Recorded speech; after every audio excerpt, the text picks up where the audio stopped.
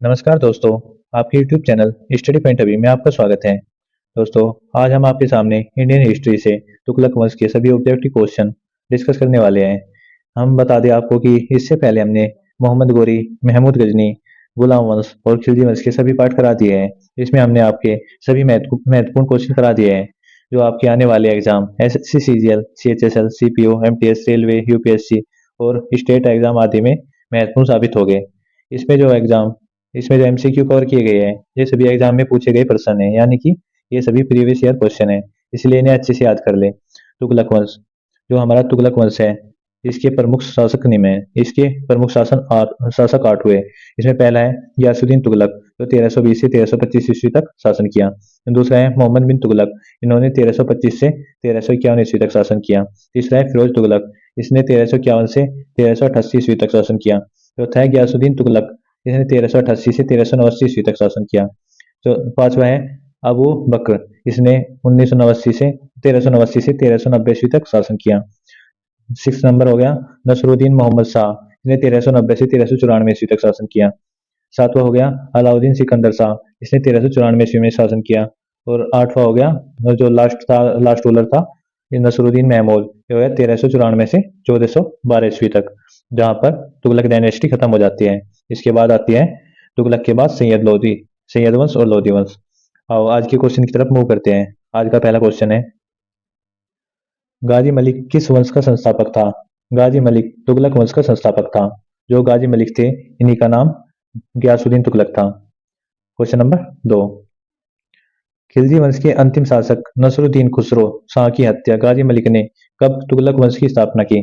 गाजी मलिक ने नसरुद्दीन खुसरो की हत्या कर तुगलक वंश की स्थापना 8 सितंबर 1320 ईस्वी में की थी। क्वेश्चन नंबर 3, गाजी मलिक गाजी तुगलक निम्नलिखित में से किस शासक का वास्तविक नाम था? गाजी मलिक गाजी तुगलक गयासुद्दीन तुगलक का वास्तविक नाम था। क्वेश्चन नंबर 4, मंगोल को पराजित करने के कारण किसने अपने सेनापति गयासुद्दीन तुगलक को गाजी मलिक की उपाधि प्रदान की थी?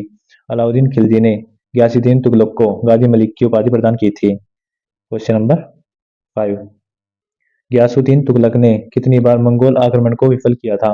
गयासुद्दीन तुगलक ने 29 बार मंगोल आक्रमण को विफल किया था। क्वेश्चन नंबर 6, दिल्ली के सुल्तान का पद संभालने से पहले गयासुद्दीन तुगलक कहाँ का सूबेदार था? दिल्ली का पद संभालने से पहले गयासुद्दीन तुगलक पंजाब का सूबेदार था। क्वेश्चन नंबर 7, दाग व हुलिया प्रथा दाग व चेहरा प्रथा के प्रणेता कौन थे, लेकिन उन्हें प्रभावशाली ढंग से गयासुद्दीन तुगलक ने लागू किया? इसके प्रणेता अलाउद्दीन खिलजी थे और इसे लागू करने वाले गयासुद्दीन तुगलक थे। क्वेश्चन नंबर 8, डाक प्रणाली को पूर्णतः किसने व्यवस्थित किया? डाक प्रणाली को पूर्णतः गयासुद्दीन तुगलक ने व्यवस्थित किया। क्वेश्चन नंबर 9, निम्नलिखित सुल्तानों में से किसने कृषि आपदा, अकाल, अनावर्ती की स्थितियों में राजस्व की छूट देने की नीति अपनाई? यह गयासुद्दीन तुगलक ने नीति अपनाई कि जिससे राजस्व की छूट देनी पड़े। क्वेश्चन नंबर 10, दिल्ली सल्तनत ने पहली बार सिंचाई के लिए कुएं तथा नहरों का निर्माण किसने करवाया? दिल्ली सल्तनत में पहली बार नहरों का व कुओं का निर्माण गयासुद्दीन तुगलक ने करवाया। क्वेश्चन नंबर 11, किस सुल्तान द्वारा खालिसा क्षेत्रों में भूमि की नपाई के स्थान पर नक्श या गल्ला बटाई प्रथा को जारी किया गया?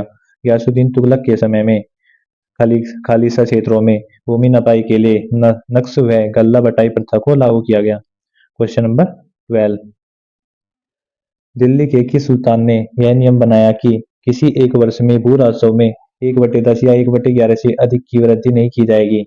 यह नियम गयासुद्दीन तुगलक ने बनाया कि एक वर्ष में भू राजस्व में 1/10 या 1/11 से अधिक की वृद्धि नहीं की जाएगी। क्वेश्चन नंबर 13, निम्नलिखित में से कौन सा सुल्तान राजस्व निर्धारण हेतु भूमि मापन में संबंध नहीं रखता था? निम्नलिखित में से गयासुद्दीन तुगलक वह भूमि मापन से संबंध नहीं रखता था। क्वेश्चन नंबर 14,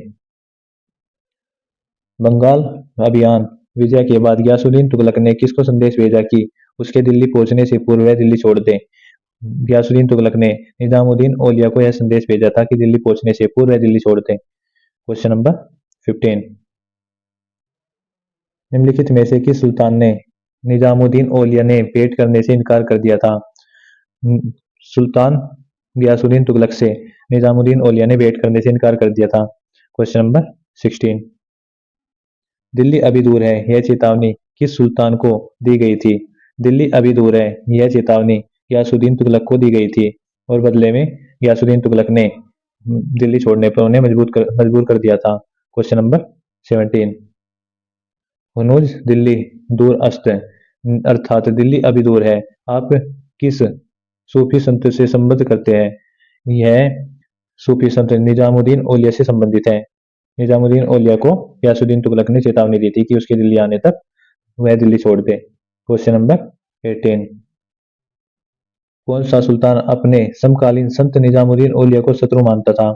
गयासुद्दीन तुगलक अपने समकालीन संत निजामुद्दीन औलिया को शत्रु मानता था। Question number 19। गयासुद्दीन तुगलक ने दिल्ली के निकट के किले का निर्माण करवाया। गयासुद्दीन तुगलक ने तुगलकाबाद में के किले का निर्माण कराया था। Question number 20। गयासुद्दीन तुगलक की मृत्यु कैसे हुई? गयासुद्दीन तुगलक की मृत्यु लकड़ी के महल से गिरने पर हुई। Question number 21। गयासुद्दीन तुगलक की मृत्यु के बाद दिल्ली की गद्दी पर कौन बैठा था? गयासुद्दीन तुगलक की मृत्यु के बाद दिल्ली की गद्दी पर मोहम्मद बिन तुगलक बैठा था। Question number 22। मोहम्मद बिन तुगलक दिल्ली की गद्दी पर कब बैठा? मोहम्मद बिन तुगलक दिल्ली की गद्दी पर 1325 ईस्वी में बैठा। Question number 23। मोहम्मद बिन तुगलक का वास्तविक नाम क्या था? मोहम्मद बिन तुगलक का वास्तविक नाम जोना खां था। Question number 24। गयासुद्दीन तुगलक ने निम्न में से कौन सी उपाधि प्रदान कर मोहम्मद बिन तुगलक को अपना युवराज घोषित किया था? गयासुद्दीन तुगलक ने उलुग खां की उपाधि प्रदान कर मोहम्मद बिन तुगलक को अपना युवराज घोषित किया था। Question number 25। मोहम्मद बिन तुगलक निपुण था। मोहम्मद बिन तुगलक सुलेखन में निपुण था। Question number 26। दिल्ली सुल्तनत का सर्वाधिक विद्वान शासक जो खगोल शास्त्र गणित एवं आयु विज्ञान सहित अनेक विद्याओं में माहिर थे वह कौन थे? वह मोहम्मद बिन तुगलक थे। Question number 27। मोहम्मद बिन तुगलक के शिक्षक कौन थे? मोहम्मद बिन तुगलक के शिक्षक मौलाना गयासुद्दीन तुगलक थे। Question number 28। मनियरों का राजकुमार किसे कहा जाता है? मनियरों का राजकुमार मोहम्मद बिन तुगलक को कहा जाता है। Question number 29। मोहम्मद बिन तुगलक का साम्राज्य कितने प्रांतों में बटा था? मोहम्मद बिन तुगलक का साम्राज्य 23 साम्राज्यों में 23 प्रांतों में बटा था। Question number 30।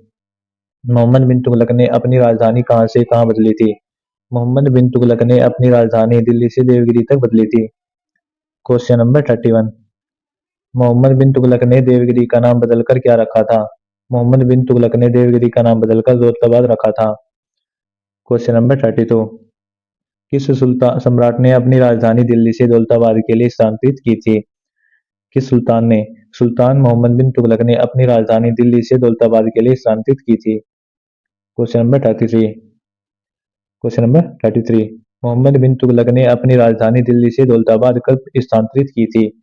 मोहम्मद बिन तुगलक ने अपनी राजधानी 1327 ईस्वी में दिल्ली से दौलताबाद स्थानांतरित की थी। Question number 34। मोहम्मद बिन तुगलक ने पुनः अपनी राजधानी दौलताबाद से दिल्ली कब स्थानांतरित की थी?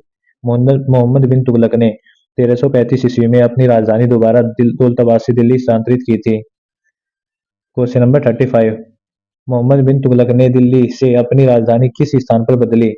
मोहम्मद बिन तुगलक ने दिल्ली से अपनी राजधानी दौलताबाद में बदली। Question number 36। वर्तमान दौलताबाद जहां मोहम्मद बिन तुगलक ने दिल्ली में राजधानी को स्थानांतरित किया था किसके समीप स्थित है? वर्तमान दौलताबाद औरंगाबाद के समीप स्थित है। Question number 37।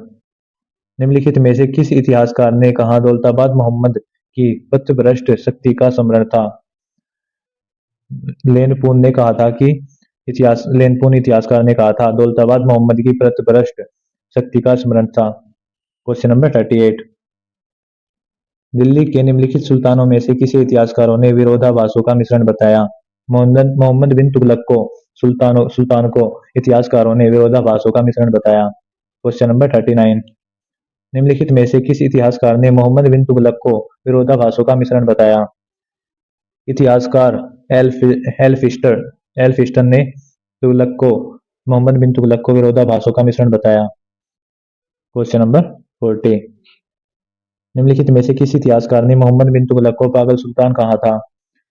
जियाउद्दीन बर्नी ने मोहम्मद बिन तुगलक को पागल सुल्तान कहा था। Question number 41। निम्नलिखित में से किस सुल्तान ने मोहम्मद बिन तुगलक को दिल्ली सल्तनत का सबसे विद्वान सुल्तान बताया था? डॉक्टर ईश्वरी प्रसाद ने दिल्ली सल्तनत का सबसे विद्वान सुल्तान मोहम्मद बिन तुगलक को बताया था। Question number 42।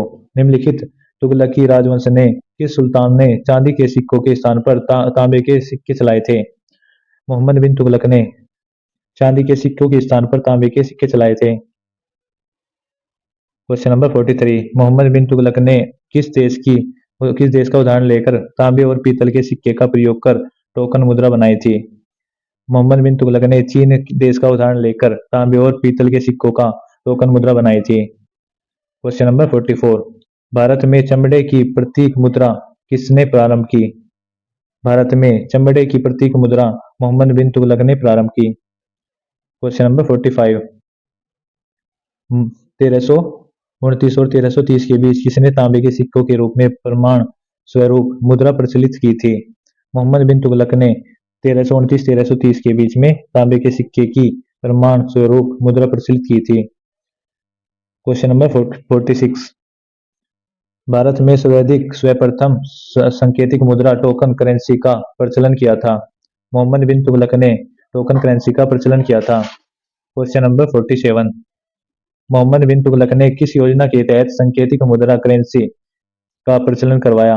मोहम्मद बिन तुगलक ने तृतीय तृतीय योजना के तहत टोकन करेंसी का प्रचलन करवाया। Question number 48। निम्नलिखित कथनों पर विचार कीजिए। कथन 1। मोहम्मद तुगलक की प्रतीक मुद्रा योजना असफल सिद्ध हुई। कारण आर। मोहम्मद तुगलक का मुद्रा निर्गमन पर उचित नियंत्रण नहीं था। ये दोनों सही है, लेकिन आर इसकी सही व्याख्या नहीं है। इसका हो जाएगा ऑप्शन नंबर बी। ए और आर दोनों सही है और आर सही व्याख्या है ए की। आर ए की सही व्याख्या करता है। Question number 49। कथन ए। मोहम्मद बिन तुगलक ने एक नया स्वर्ण सिक्का जारी किया जो इब्न बतूता द्वारा दीदार कहलाया गया। ये बिल्कुल सही है। ये बिल्कुल सही है। कारण आर। मोहम्मद बिन तुगलक पश्चिमी एशियाई तथा उत्तरी अफ्रीकी देश के साथ व्यापार में अभिवृद्धि के लिए स्वर्ण सिक्कों की टोकन मुद्रा जारी करना चाहता था। यह गलत है। ये सही है, ये गलत है। इसका हो जाएगा ऑप्शन नंबर सी। ए सही है परंतु आर गलत है। Question number 50। दिल्ली सल्तनत के किस सुल्तान ने सर्वप्रथम एक वस्त्र निर्माणशाला स्थापित किया? दिल्ली के सुल्तान मोहम्मद बिन तुगलक ने एक वस्त्र निर्माणशाला स्थापित की। Question number 51। निम्नलिखित में से किस सुल्तान ने सती प्रथा रोकने का प्रयास किया? मोहम्मद बिन तुगलक ने सती प्रथा रोकने का प्रयास किया। Question number 52। मोहम्मद बिन तुगलक ने कृषि के विकास के लिए एक नए विभाग का आरंभ किया था। मोहम्मद बिन तुगलक ने कृषि के विकास के लिए विभाग दीवान ए अमीर कोई का प्रारंभ किया था। Question number 53। मोहम्मद बिन तुगलक के अंतर्गत दीवान ए अमीर कोई किस विभाग की देखभाल करते थे? दीवान ए कोई कृषि की उन्नति की देखभाल करते थे। Question number 54। दीवाने अमीर कोही नामक पृथक कृषि विभाग की स्थापना दिल्ली के किस सुल्तान ने की थी? दिल्ली के सुल्तान मोहम्मद बिन तुगलक ने पृथक कृषि विभाग की स्थापना की थी। Question number 55। मोहम्मद तुगलक ने दीवाने कोही नामक एक नए विभाग का सृजन किया। इसका मुख्य कार्य था प्रति भूमि को कृषि योग्य बनाना। Question number 56। दिल्ली के किस सुल्तान ने एक पृथक कृषि विभाग की स्थापना की थी? वह फसल चक्र की योजना बनाई थी। दिल्ली के सुल्तान मोहम्मद बिन तुगलक ने एक फसल चक्र की योजना बनाई थी। Question number 57। निम्नलिखित सुल्तानों में से किसने कृषि के विकास के लिए निर्धन किसानों को तकाबी बांटी जिसे सोनदर कहते हैं? मोहम्मद बिन तुगलक ने दिल्ली के निर्धन किसानों को तकाबी बांटी जिसे सोनदर कहते हैं। Question number 58। अमीर ए सादो की नियुक्ति करने वाला प्रथम सुल्तान कौन था? अमीर ए सादो की नियुक्ति करने वाला प्रथम सुल्तान मोहम्मद बिन तुगलक था। Question number 59। मोहम्मद बिन तुगलक ने अपने चचेरे भाई फिरोज तुगलक को कौन से पद पर नियुक्त किया था? मोहम्मद बिन तुगलक ने अपने चचेरे भाई फिरोज तुगलक को नायब बरकब बार बारबक के रूप में नियुक्त किया था। Question number 60। रतन नाम के हिंदू को किसके शासनकाल में राजस्व अधिकारी के रूप में नियुक्त किया गया था? मोहम्मद बिन तुगलक के शासनकाल में रजत नाम के हिंदू को नियुक्त किया गया था, जो राजस्व अधिकारी थे। Question number 61।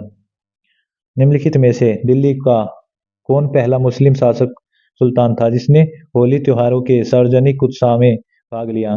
दिल्ली का वह पहला सुल्तान था मोहम्मद बिन तुगलक जिसने होली त्योहार में सार्वजनिक उत्सव में भाग लिया था। Question number 62। निम्नलिखित सुल्तानों में से किसने बहराइच में सैयद सलार मसूद गाजी की दरगाह की यात्रा की थी? मोहम्मद बिन तुगलक ने बहराइच में सैयद सलार मसूद गाजी की दरगाह की यात्रा की थी। Question number 63। वह दिल्ली सल्तनत किसके यहाँ चीन के मंगोल सम्राट का एक शिष्टमंडल कुछ बौद्ध मंदिरों को देखने की अनुमति के लिए आया था? वह कौन था? वह मोहम्मद बिन तुगलक थे जो बौद्ध मंदिरों को देखने के लिए चीन में गए थे। Question number 64। इब्न बतूता जो कि प्रसिद्ध अरब विद्वान व यात्री थे, किसके शासनकाल में भारत आए थे? शेरशाह सूरी के शासनकाल में इब्न बतूता भारत आए थे। Question number 65।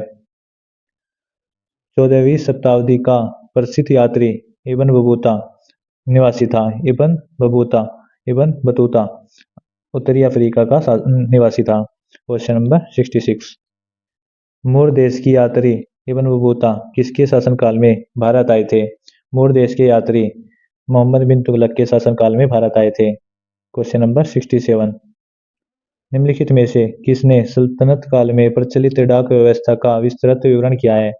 इब्न बतूता ने सल्तनत काल में प्रचलित डाक व्यवस्था का विस्तृत विवरण किया है। Question number 66। किताब उर रेहला का लेखक कौन था? किताब उर रेहला का लेखक इब्न बतूता था। Question number 69। मोहम्मद बिन तुगलक ने इल्तुतमिश को दिल्ली के किस पद पर नियुक्त किया था? मोहम्मद बिन तुगलक ने इल्तुतमिश को प्रमुख काजी के रूप में नियुक्त किया था। Question number 70। मोहम्मद बिन तुगलक के समय किसे चीन का राजदूत नियुक्त किया गया था? मोहम्मद बिन तुगलक के समय इब्न बतूता को चीन का राजदूत नियुक्त किया गया था। दोस्तों, आज यह 70 क्वेश्चन MCQ हमने तुगलक वंश के कराए हैं। इसमें हम दूसरा पार्ट लेकर जल्दी आएंगे। तब तक के लिए नमस्कार। सभी को ऑल द बेस्ट। सभी अपनी तैयारी में अच्छे से लगे रहे। जय हिंद, जय भारत।